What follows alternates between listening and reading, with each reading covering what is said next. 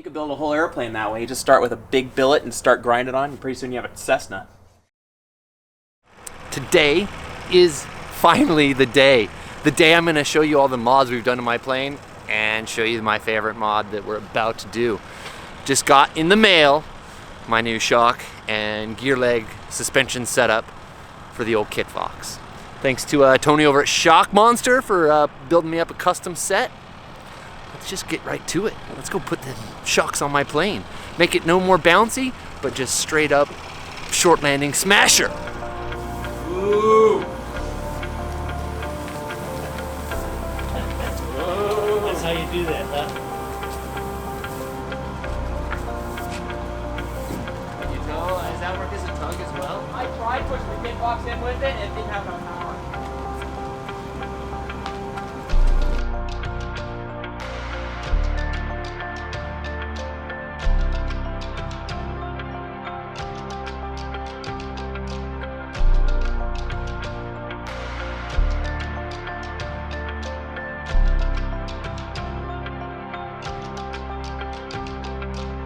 I should probably explain exactly what is on here and why I'm switching. So right now I have Grove aluminum sprung gear. This is the second landing gear this plane's had. Well, still the first landing gear, but it was back a little ways and I had a little tiny tail wheel on the front called a nose dragger. So then when we converted this to a tail wheel about a year ago, we moved the spring gear forward and it's been working for us really good. But when you come in and you drop it in by taking the flaps out and being right at the edge of stall, the spring gear does exactly that. It springs, it puts you back up in the air so you can't get effective braking right away. So the idea of the new gear is that it has an articulation, a Cabane articulation, and then it has nitrogen air shocks that are gonna help dissipate the energy and not spring me back up into the air when I drop it in hard, so then I can get into effective braking right away.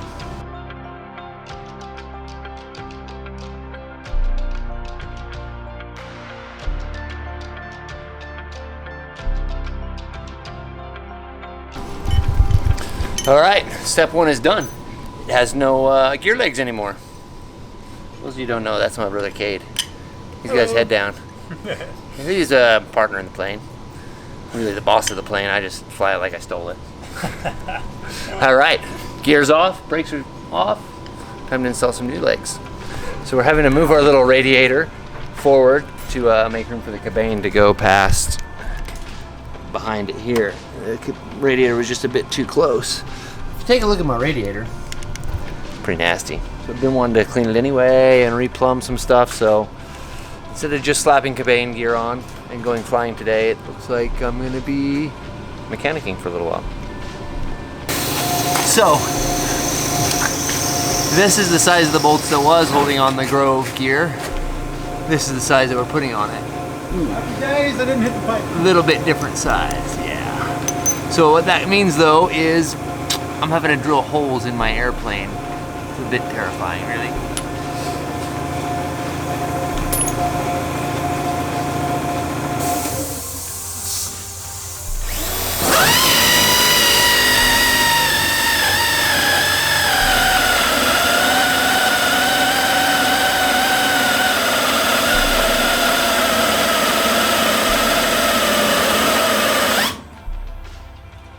This drill bit sucks.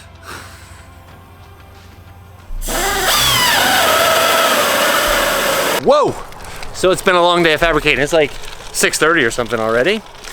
We were hopefully getting a bolt-on set from Tony, but as with all things Model 4, nothing is bolt-on.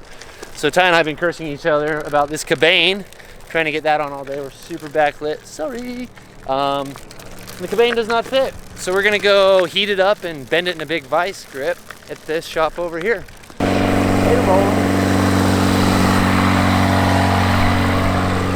It's a new day. This hangar's a disaster area. Look how we left it last night. A bunch of rats hanging around here. So, current little update. We can't quite get the Cabane to fit. So I'm employing all the help I can get. We got clamps on it. We're gonna C-clamp it. We're close. We're like that far away from getting the Cabane mounted properly. So what we found out happened was the Cabane was built square, but my plane isn't built square. The front mounts are a little bit towed in. So the Cabane being square and the mounts being towed in, it doesn't fit exactly right. So after many words that I couldn't put on the vlog, it seems like I've got it all attached. Look at that baby.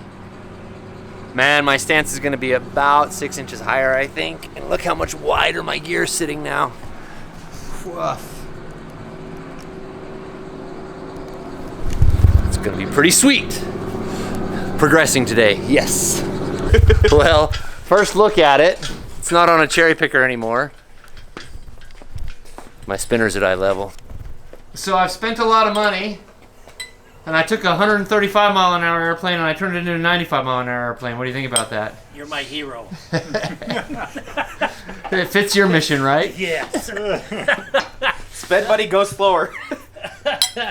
Pretty hard to get work done around here when everybody keeps coming over and asking how I'm doing. Bringing cool airplanes to look at. Check this thing out. An O1E. So this is how they roll off the production line for Vietnam. I always thought they were This Garmin 327 in here. Only shirt it's up to the 170s. And even then, it's 170. So this is John. It's kind of his plane. Well, Dad's plane, but it's going to be your plane, right? Yeah. So what were you telling me about the engine just now? It's pretty much a 180 motor, but fixed pitch prop, so it's a 213 horse motor. just kept on getting shot up and stuff. 195 tail, and 170 wings with 60 degrees of flaps. 60 degrees. The fuselage is a one-off kind of thing. And these were used in Vietnam for spotting, right? Started out in Korea and then went into Vietnam, and after that they just kind of got left there, and then the surplus went into the Civil Air Patrol. Wow. And now you guys get to fly it around. Yeah. Awesome. What a cool plane. Thanks for sharing it with us. Yeah. All right. So gear is all done. Well, just a few more odds and ends to tie up. Cotter pin the wheels and stuff like that. Make sure everything's tight before I taxi it.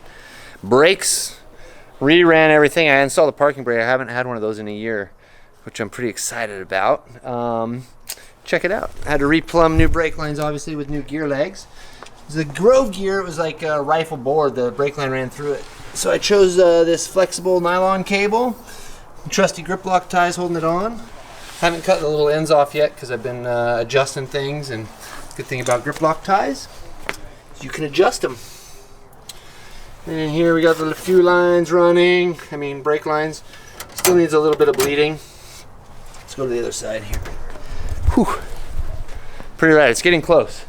So Cade's mission today was to do my 5-year rubber replacement, changing all the coolant lines out, and that's almost done. I just got to do a few more things with the heater core, because that's how I run my heater in here. I got a little oil cooler that coolant runs through, and then I have a computer fan that runs it. So you can see the Nyloflex brake lines run up here, and then into my parking brake.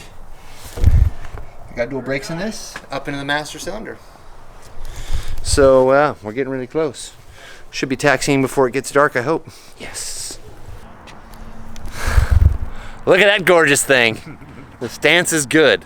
So after 2 days and 2 nights of working on this quite hard, we've now taxied it and now test flown it. I just flew it. It was awesome. Kate's gonna go for a little flight now and see how she goes. Enjoy, bro.